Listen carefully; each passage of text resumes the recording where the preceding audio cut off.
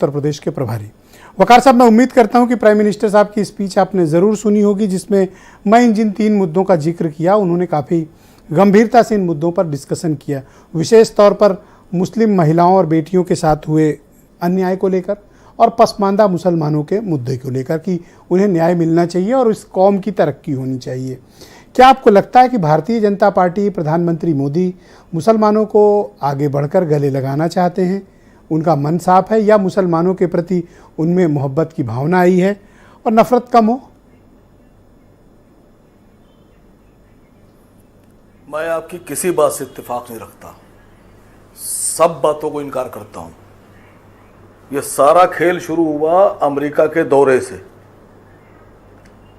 जब भारत जैसे देश के प्रधानमंत्री से अमेरिका जैसे देश में सवाल पूछ लिया जाए कि आपकी हुकूमत में मुसलमान सुरक्षित नहीं, तो ये टूब रंग देखने वाला था। जो सकपकाहट थी जवाब की, वो भी आप लोगों ने देखी होगी। अब उसके बाद से सारा खेल शुरू हुआ।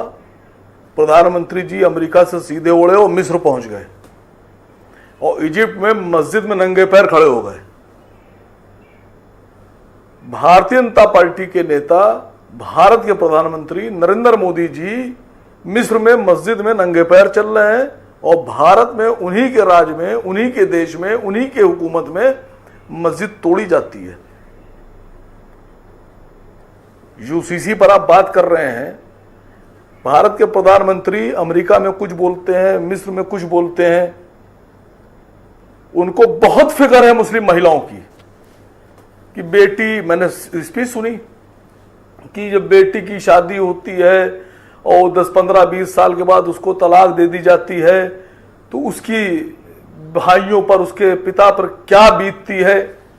प्रधानमंत्री जी ने यह नहीं बताया कि जिस बेटी की वो बात कर रहे थे, जब उसी बेटी की बेटी हिजाब में जब चलती है और जब पीछे से गुंडे, भारतीय जनता पार्टी समर्थित गुंडे उस बेटी के हिजाब के ऊपर तंज करते हैं, फप्तियां कसते हैं, हिजाब नोचने की कोशिश करते हैं, अकेली महिला को जब सैकड़ों लोग घेर कर नारे लगाते हैं, तो उनके बाप पे और भाइयों पे क्या बीतती होगी।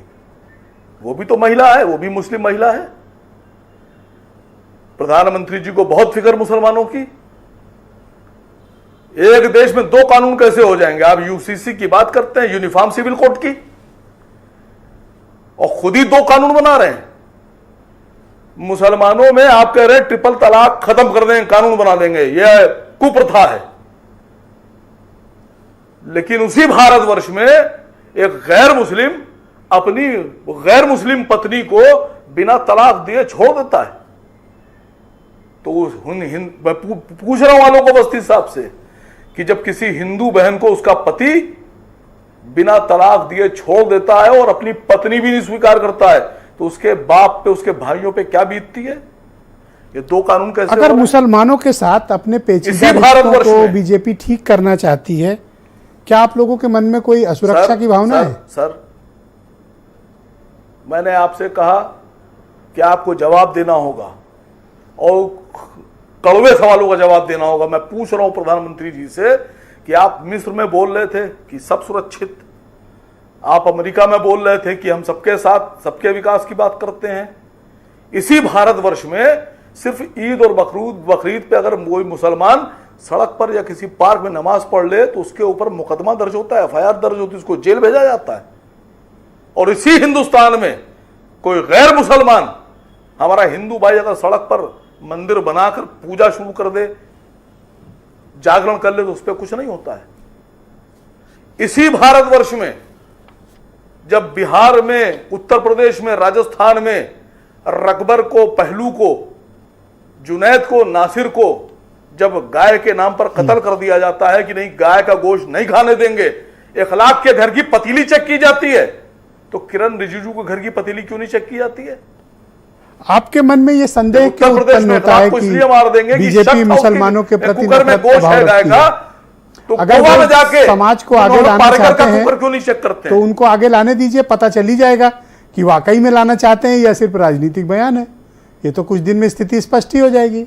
इतने सवाल आप मैंने इतनी पूछे, जल्दी कोई प्री इस पे ऑक्यूपाइड जवाब माइंड दिलवा क्यों दीजिए, है? अभी समझ में आ जाएगा। नहीं, इतना क्यों वेट करना, अभी पूछ लीजिए। मैं एमआईएम का लीडर हूं, मैं एमआईएम का नेता हूं। मैंने कई बार कहा कि पूरे भारतवर्ष में एक जैसा कानून बनाइए गाय पर। आप नहीं बना रहे। आप पसमानदा मुसलमान की बात करते हैं, आप पसमानदा की बात करते हैं। गुजरात के नरसंहार में 90% पसमानदा मारे गए। अलीमुद्दीन अंसारी पसमानदा, तबरेज अंसारी पसमानदा, इखलाक पसमानदा, जुनैद नासिर पसमानदा, पहलू खान पसमानदा। लेकिन आपने आलोक अवस्थी की बात सुनी, उन्होंने कहा कि जो शादियां होती हैं उसमें बड़ा भेदभाव होता है, मुसलमानों में बड़ा जातिवाद है और बड़े लोग आगे नमाज पढ़ते हैं, उन लोगों को पीछे पढ़ाया जाता है। काफी भेदभाव का ये जिक्र कर रहे थे, ऐसा है? ये परेशान है।